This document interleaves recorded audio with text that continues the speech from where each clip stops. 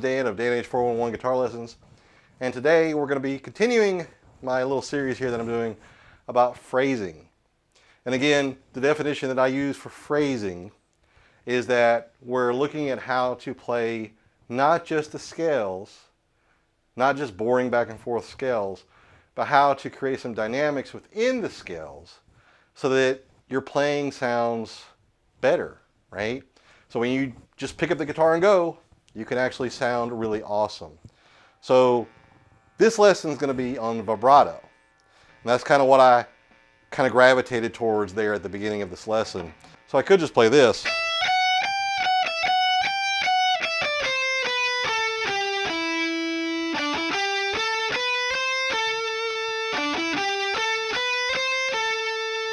But I can add some vibrato to it and it's going to sound better.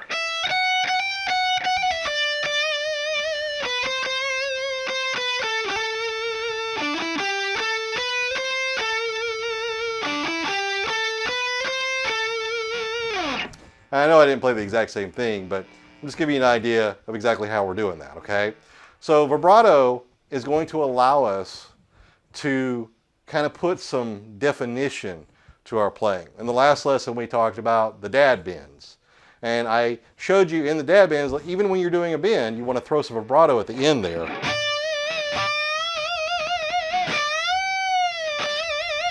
And the reason you would do that, more than anything else, is because you might bend slightly out of tune.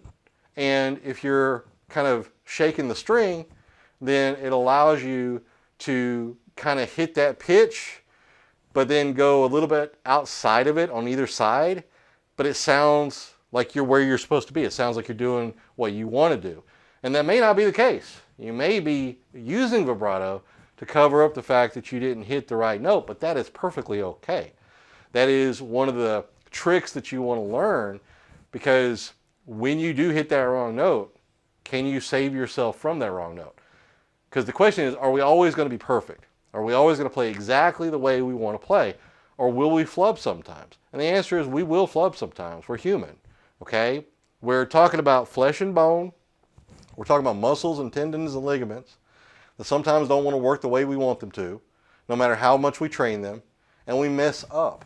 The greatest athletes in the world don't always get the perfect score because, you know, to err is human. So we're going to make mistakes. And when you make those mistakes, the question is, can you get out of them? Can you, get yourself into a tough spot and then get out of that tough spot?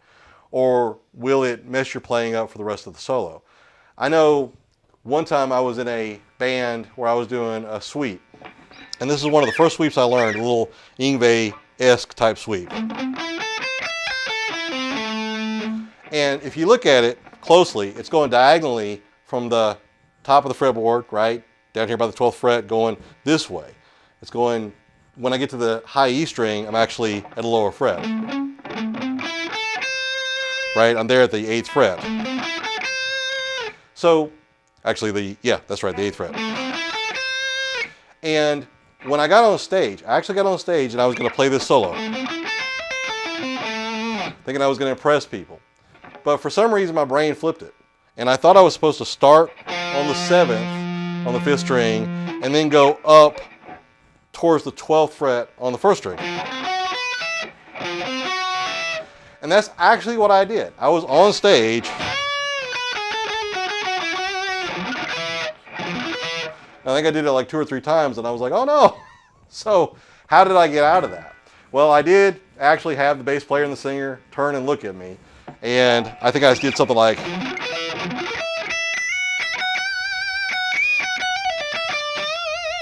And of course I got embarrassed and I went back home and I was like, what did I do wrong there?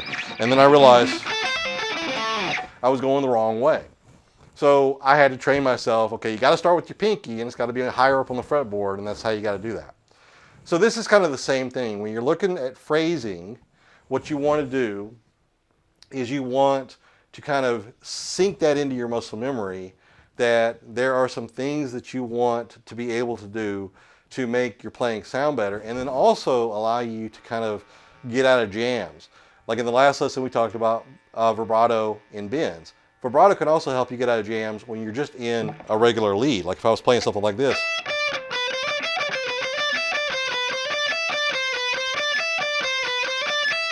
So let's say I was doing something like that and I wanted to get it really fast, right? And then my syncing is all out of whack and it doesn't sound great and everything like that. So I just want to kind of end it out and maybe go into a little slower phrase.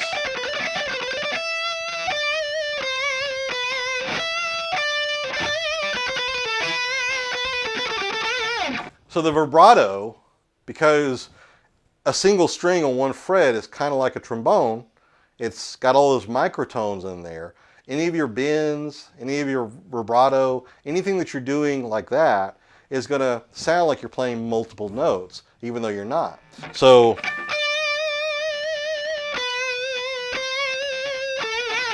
it can make your playing sound more articulate and maybe even faster to the ear to somebody who doesn't know what you're doing, even though you're just playing a couple different notes.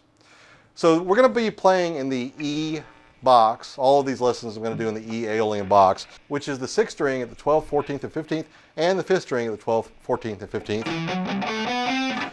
Then 12, 14 on the 4th string, 11, 12, 14 on the 3rd string, 12, 13, 15 on the 2nd string, and 12, 14, 15 on the 1st string. So when we go ahead and take a look at that scale, you can come up with any dynamic. We can go into the pentatonic, for instance, which is 12, 15 on the 6th string, then 12, 14 on the 5th, 4th, and 3rd strings, then 12, 15 on the 2nd and the 1st. And you can just go ahead and play a little pentatonic lick across the 5th, 4th, and 3rd strings. But if we add vibrato to that, we can go ahead and make that sound a lot more dynamic.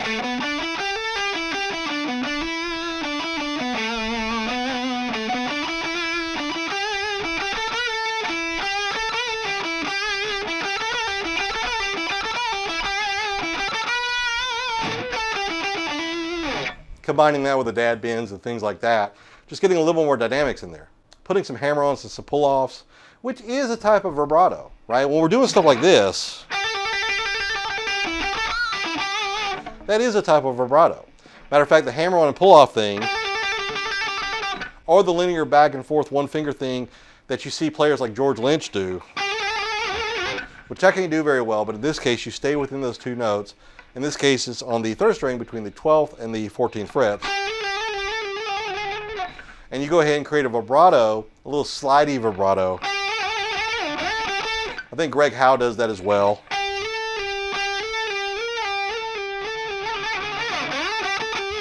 So you got 3 different types of vibrato that you can do there on that one string between the 12th and the 14th frets on the 3rd string. So we can go ahead and come into that, and right there go between the 12th and the 14th with my index finger going back and forth, sliding up and down.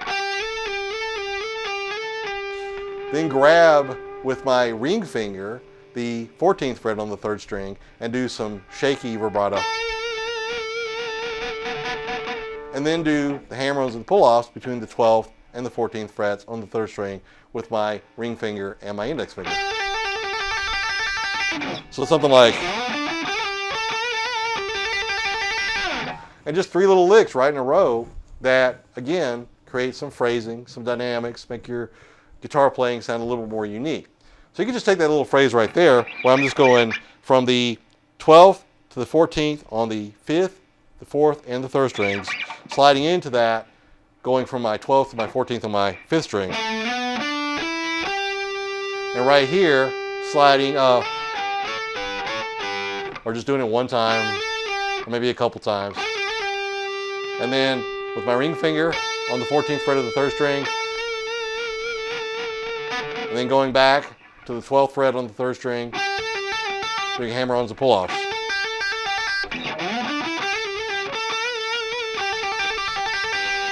And then coming out of that.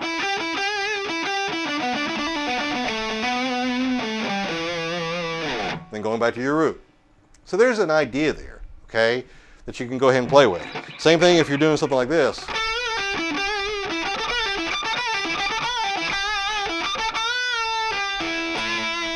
We're going to be using bends and vibrato to kind of create that technique. Lenny Kravitz does a lot of things like that. So we're going to go ahead and play on the 14th fret of the 3rd string. Just bend up.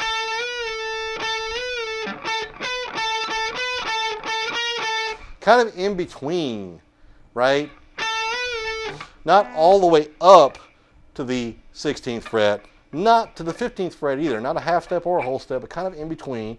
Again, it's like a trombone, and you got to use your ears to figure out where you want to play it at. If I went up to the 16th fret, wouldn't sound quite right, right?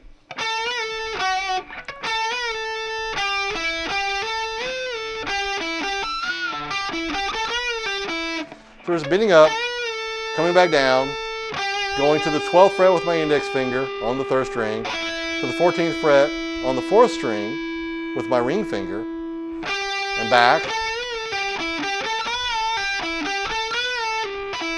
Just like that.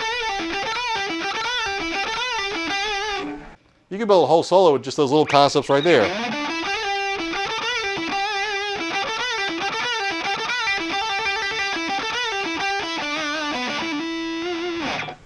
And that kind of creates a really cool idea. I mean, if you're in a band, literally, with just those 6 notes, and you have a song that you're playing, and you come in with just something really simple like that.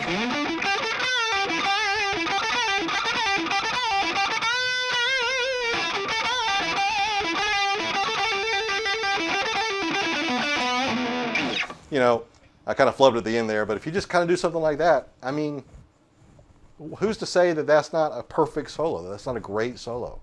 Because it's going to sound awesome in the song. It doesn't need to be insanely flashy, right? You don't have to do all kinds of crazy stuff. If your skill level is right there right now, then, you know, I'm hoping that gives you some things to think about, because it's going to really add some dynamics to your playing. Again, using vibrato is not about understanding how to play the scales better or anything. It's just about creating some interesting phrasing that's going to get your listener to be like, wow, this guy really knows what he's doing. So again, just...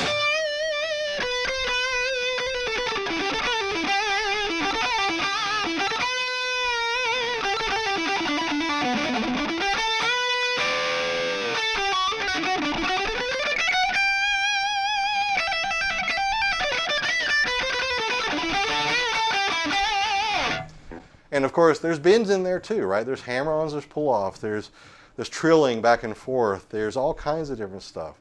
And all of that kind of falls within that umbrella term of vibrato. It's just about shaking the notes, you know, making the notes shake, and thinking about the guitar in between the notes as like a trombone, about understanding that there's every single microtone in there. It's not just, you know, the 12 notes of the Western scale. It's all the microtones. And because of that, you can create some interesting stuff, but you can also flub and make it sound horrible, have bad bends and bad vibrato. So you want to kind of take those things and put them together in your muscle memory and in your ear memory, your ear training, so that as you're playing solos, you're hitting the right notes. And the only way to do that is to practice. The only way to do that is to put on some backing tracks and to play with it. Because if you're just playing the scales, even if you got some nice phrasing and a nice passage,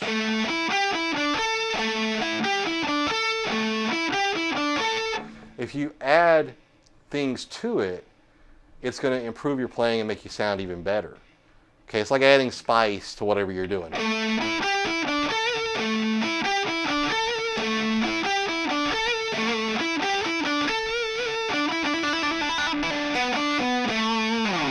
And again, just got to play with it, right? There is really no right way to do it or rhyme or reason. You're just putting some things on there that are going to make it sound more interesting. And it's easy to mess that up, so that's why you got to play with it and play with it and play with it and play with it. All right, thank you for watching this lesson. Don't forget that I do have socials out there. I've got a free course out there. I've got merch out there. My Just Pick Up the Guitar and Go merch, which all of that you can find at my Linktree, linktree.com/DanH411. I usually tell you where to get my free course, which is tinyurl.com/DanH411. I got a new domain name coming for that pretty soon, probably be out within the next year. I've been working on my look and everything and how I'm getting everything going. I'm trying to be more professional about this because this is really taking off, and I'm really happy to have those of you who are watching the courses, the lessons, and I appreciate you. Everything's at the Linktree, linktree.com/DNH411. But if you want the free course that helps you unlock the fretboard, you can go there, or you can just go straight to tinyurl.com/DNH411, and you get the free course where it helps you unlock the fretboard. It's a 7-day course. It shows you the circular nature of the fretboard, how to find all the different scale shapes, and understand how they lock together like puzzle pieces. And then, of course, how to just pick up the guitar and go, which is kind of what I've been saying since the beginning, right? Because as a player, I don't want to always be thinking about all this crazy theory that's out there, because there's so much. But you don't have to know all the theory to play. And it's good to learn the theory because it's going to help add to your playing. But at the same time, it's going to take the fun out of it if you have that perfectionist syndrome and you don't play until you learn everything, because you're never going to learn everything. So the free course, tinyurl.com/DNH411. And if there's anything that you want to know about vibrato that I didn't cover in this, I will look at the comments and answer your questions in the comments. If I don't know the answer, I'll say, hey, I don't know, but I'll look it up and see if I can find out, because we can both do research, but my perspective, and when I go to the internet and I look something up based on your questions, I might be able to come up with an answer that you didn't think of, or vice versa. You might be able to come up with something that I didn't think of, and we can help each other out. So check that out. Linktree.com/DNH411, tinyurl.com/DNH411, and I'll see you in the next one.